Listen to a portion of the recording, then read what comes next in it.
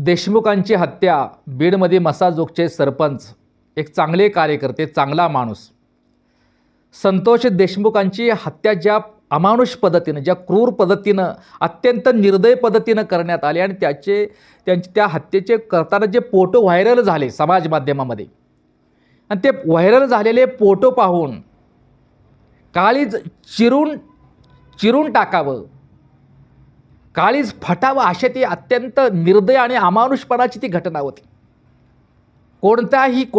कोणत्याही संवेदनशील माणसाचं आणि कोणत्याही निर्दय माणसांच्या डोळ्यामध्ये आसवाचे ढग उभे राहावं असा तो भयानक आणि अतिशय निंदनीय असा प्रकार ते फोटो पाहिल्यानंतर वाटले. मी सुद्धा त्या दिवशी अस्वस्थ झालो, करपलं नाही दिवसभर, स्वतःला सावरलं नाही. कधी डोळ्याच्या कडा वल्या झाल्या हे सुद्धा कळलं नाही, कारण त्या घटनाच काळीज पिळवून टाकणाऱ्या अशा ती घटना होती. त्याची ते फोटो पाहून, ते व्हिडिओ पाहून भयानक वाटलं. हे सारं म्हणून आमच्यातले या महाराष्ट्रातला प्रत्येक माणसाला त्याचा निषेध करा असं वाटला. अतिशय निर्णय होतो. प्रत्येक माणसाचे डोळ्यातले अश्रू भरून आले. म्हणून आमच्यातले पत्रकार, आमच्यातले नेते कार्यकर्ते ह्यांना अश्रू आवरता आले नाही, ते रडले. अतिशय म्हणजे अशा प्रकारच्या घटना घडल्यानंतर किमान माणसाच्या मनातली संवेदना थोडीशी तरी जिवंत आहे, जो जागे आहे.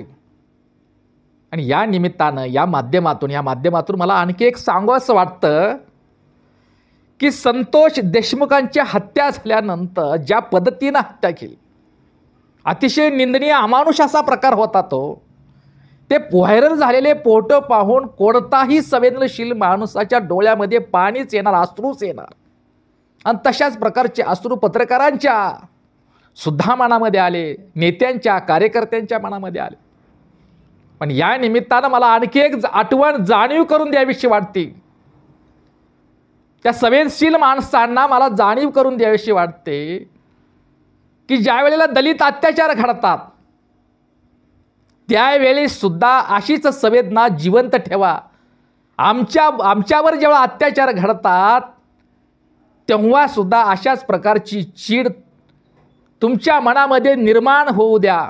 आणि म्हणून या निमित्तानं एवढंच म्हणावंसं वाटतं, दलित अत्याचाराच्या विरोधात थोडीशी चीड, दलित अत्याचाराच्या विरोधात थोडीशी चीड आणि डोळ्यामध्ये अश्रूचा एकतरी थेंब येऊ द्या. दलित अत्याचाराच्या विरोधात थोडीशी चीड आणि तुमच्या डोळ्यामध्ये अश्रूचा एकतरी थेंब येऊ द्या. आम्ही ही माणसं आहोत हे तुमच्यातील माणसाला एकदा तरी कळू द्या, थोडं तरी कळू द्या, एवढीच अपेक्षा आहे. काय अपेक्षा या निमित्तानं? दलित अत्याचार ज्या वेळेला घडतात, खैरलांजीपासून नितीन आगे खरडाची घटना असेल, रोज दलितांवरचे जे अत्याचार होतात, आताही कुठं तर दलित अत्याचार सुरू असेल.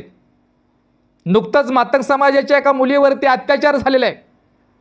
आमची ज्यावेळेला दलित अत्याचाराची घरदार जाळली जातात, हातपाय तोडले जातात, बलात्कार होतात, गावातून बहिष्कार केले जातात.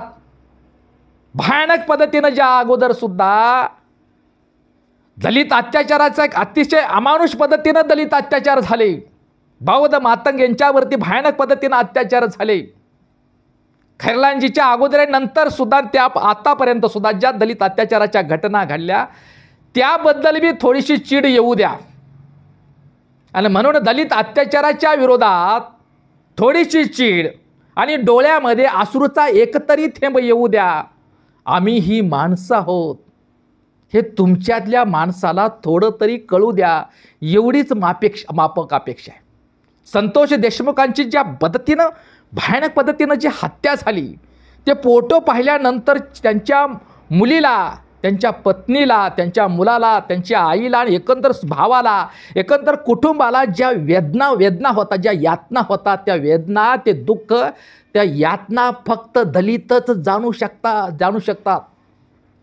कारण ज्यांची जाती मानसिकतेनं, जातीय अत्याचारानं, जातीवादी प्रवृत्तीच्या अत्याचारानं, जातीय मानसिकतेतून ज्यांची घरदारं जाळली गेली, त्यांच्यावर बहिष्कार टाकला गेला, ज्यांच्या इज्जती लुटल्या गेल्या, त्यांचे हातपाय तोडले गेले, अतिशय क्रूर पद्धतीनं दलित अत्याचाराच्या घटना जाती मानसिकतेने घडल्या, ती मानसिकते दलितच, तो मागासवर्गीय समाज, तो दलित समाजच संतोष देशमुख यांच्या हत्येच्या वेदना जाणू शकतात, त्यांच्या कुटुंबाला झालेल्या यातना वेदना आणि दुःख त्या जाणू शकतात, कारण त्यांनी ते भोगलेले आहेत. आणि म्हणून एवढंच असं आहे की माणसातील माणुसकीच्या संवेदना जिवंत ठेवणं. कुठल्या एखाद्या स्त्रीवर अत्याचार झाला, कुणाची घरदार जाळे, कुठल्या माणसाला मारलंय, त्याची जात पाहू नका, जात पाहून निषेध व्यक्त करू नका. तो कोणत्या जातीचा आहे याच्यात तो माणूस आहे. आणि अशा माणसावरती जर अन्याय अत्याचार माणसं मारली जात असेल तर माणूस म्हणून आपल्यामध्ये संवेदना जाग्या व्हावा, डोळ्यामध्ये अश्रू यावे आणि चीड निर्माण व्हावी. आणि म्हणूनच एवढंच म्हणावंसं वाटतं, दलित अत्याचाराच्या विरोधात थोडी तरी चीड येऊ द्या, दलित अत्याचाराच्या विरोधात थोडीशी चीड आणि डोळ्यामध्ये अश्रूचा एक थेंब तरी येऊ द्या. आम्ही ही माणसं आहोत हे तुमच्यातल्या माणसाला थोडं तरी कळूया. माणसं मारण्यापेक्षा जातीची मानसिकता मारून माणूस बनूया. यासाठी मराठा बांधवानो, ओबीसी बांधवानो, धनगर बांधवानो, वंजारी बांधवानो इत्यादी बहुजन समाजातील बहुजन बांधवानो बुद्धाकडे चलूया आणि माणूस बनूया.